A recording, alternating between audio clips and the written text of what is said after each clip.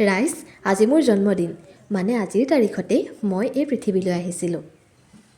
যদিও মানুহে ফাগুন মাহটো শুকান বুলি কয়, মোৰ কাৰণে কিন্তু শুকান নহয়।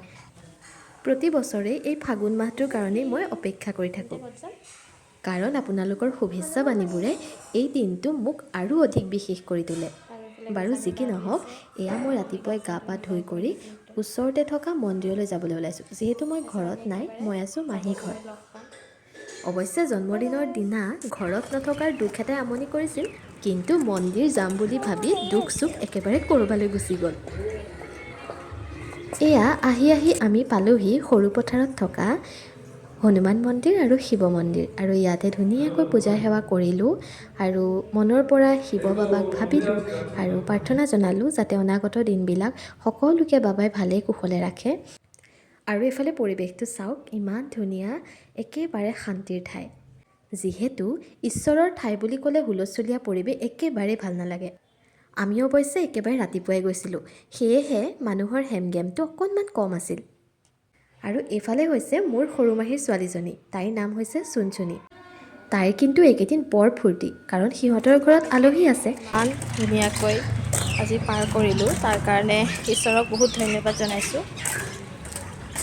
বহুতেই বেছি ভাল লাগিলে, একদম মনৰ পৰা শান্তি অনুভৱ কৰিছোঁ। প্ৰথমতে মনটো বেয়া লাগিছিলে, ঘৰত যিহেতু নাই, কিন্তু এতিয়া বহুত ভাল লাগিছে। এতিয়া আমি মাহী ঘৰ গৈ আছোঁ। এইফালে আমাৰ চুনচুনি।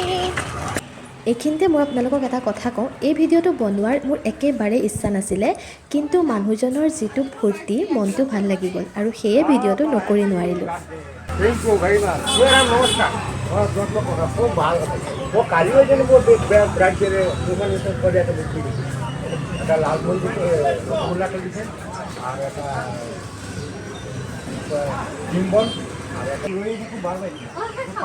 পানীয়ে মোক আনিবলৈ গৈছোঁ এতিয়া সেই তাত ঘন মোহাৰি আছে।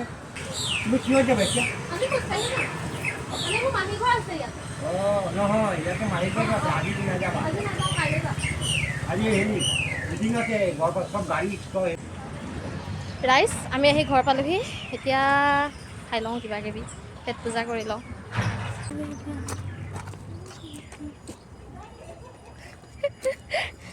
সেইফালে আইতা বহি আছে।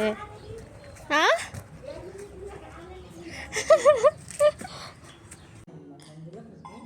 ৰাইজ, এয়া দেখিছেই, মাহীয়ে গৰম গৰম আলু পৰঠা আৰু ফুলকবি চব্জি বনাই থৈছিলে, আৰু আমি খাবলৈ বহিছোঁ, কাৰণ ৰাতিপুৱাৰ পৰা অকল চাহ অকণেই খাই আছিলোঁ, একো খোৱা নাছিলোঁ।